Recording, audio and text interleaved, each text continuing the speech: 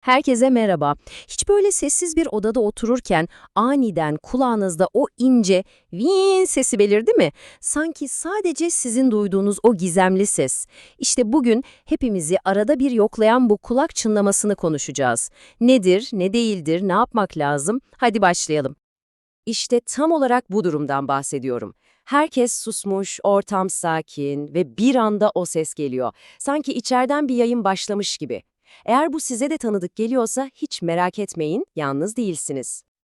Aslında bu durumu yaşayanların oranı toplumda %15-20'lere kadar çıkıyor. Yani bu bayağı yaygın bir tecrübe. O yüzden hemen endişelenmeye gerek yok. Gelin şimdi bunun ne olduğunu ve ne yapabileceğimizi adım adım inceleyelim. Peki, kulağımızın içinde tam olarak ne oluyor da bu hayalet ses ortaya çıkıyor? Şimdi gelin bu gizemin perdesini aralayalım. Bilimsel adı tinnitus. Aslında olay şu, dışarıda gerçek bir ses yokken işitme sistemimiz içeride kendi kendine bir ses üretiyor.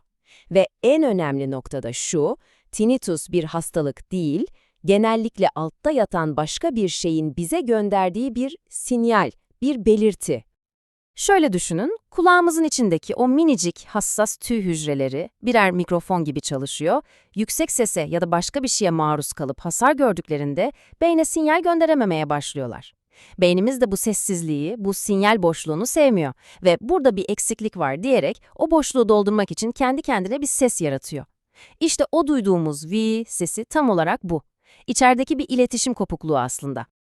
Şimdi bir dedektif gibi olalım ve bu çınlamayı neyin tetiklediğini bulmaya çalışalım. Çünkü çoğu zaman tetikleyiciyi bulursak çözüme de yaklaşmış oluruz.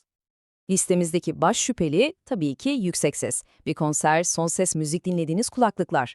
Ama bazen suçlu çok daha masum görünebiliyor. Mesela stresli bir hafta, uykusuz bir gece, hatta o fazladan içtiğiniz bir fincan kahve bile fitili ateşleyebilir. Bazen de olay tamamen mekanik. Bir uçak yolculuğu sonrası basınç değişimi, basit bir kulak kiri veya farkında olmadan gece sıktığımız çenemiz bile bu çınlamayı başlatabiliyor. Peki, o ses geldi çattı, panik yok. Hemen o anda uygulayabileceğiniz çok basit ama etkili adımlar var. Şimdi o ilk yardım çantasını açıyoruz. Birincisi, gürültülü bir yerdeyseniz hemen oradan uzaklaşın, kulaklığı çıkarın. İkincisi ve en ilginç olanı, tam sessizliğe gömülmek yerine ortama hafif bir ses ekleyin. Bir vantilatör sesi, bir yağmur sesi uygulaması. Bu beynin çınlamaya olan odağını dağıtır. Üstüne bir bardak su içmek ve boyun çene kaslarını hafifçe gevşetmek de harika birer ilk müdahaledir. Bakın burası çok önemli. İçgüdümüz bize ne diyor? Hemen sessiz bir yere git. Ama bu çınlamayı daha da fark edilir hale getiriyor. Tam bir sessizlikte beyin sadece o sese odaklanıyor. O yüzden beyni kandırmanın yolu ona odaklanabileceği başka zararsız ve monoton bir ses vermektir. Yani hafif bir arka plan gürültüsü tam sessizlikten çok daha iyidir. Ve geldik çok net bir uyarıya. Lütfen kulak temizleme çubuklarından uzak durun. O çubuklar kiri temizlemiyor. Aksine daha da içeri itip bir tıkaç haline getiriyor. Ve bu tıkaç da başlı başına bir çınlama sebebi. Aman dikkat! Çoğu çınlama gelip geçicidir, bir misafir gibidir. Ama bazı durumlarda bu misafir biraz uzun kalır ve o zaman bir uzmana danışmak gerekir. Peki o an ne zaman? Şimdi o kritik sorulara geliyoruz. İlk soru bu ve belki de en önemlilerinden biri. Ses sadece tek bir tarafta mı yoğunlaşıyor? Bu daha dikkatli incelenmesi gereken bir durum olabilir. İkinci soru, ne kadar zamandır devam ediyor? Birkaç saatlik bir çınlama genellikle sorun değildir. Ama 24 saati geçtiyse artık biraz daha ciddiye almakta fayda var. Üçüncüsü, çınlamaya eşlik eden başka arkadaşları var mı? Özellikle ani bir işitme kaybı ya da baş dönmesi gibi belirtiler varsa bunlar önemli işaretler. Ve son olarak, duyduğunuz ses ritmik mi? Eğer çınlama nabzınızla birlikte vut, vut şeklinde atıyorsa bu özel bir durumu gösterebilir.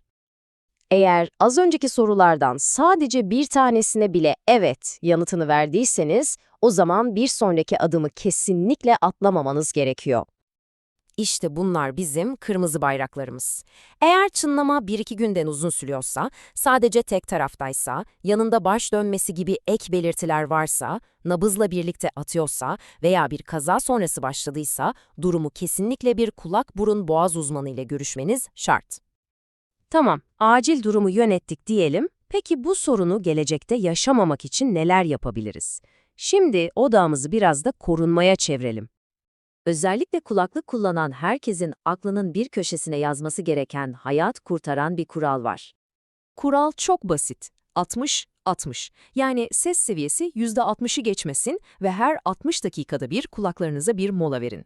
Bu kadar basit bir alışkanlık, kulaklarınızı uzun vadede korumak için yapabileceğiniz en iyi şeylerden biri.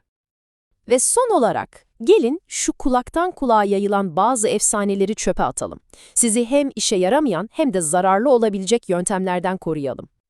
Birincisi şu meşhur kulak mumları. Bilimsel hiçbir faydası yok, aksine riskleri var. Unutun gitsin. İkincisi, iyileşmek için tam sessizlik lazım efsanesi. Tam tersi olduğunu artık biliyoruz. Hafif bir ses daha iyi gelir.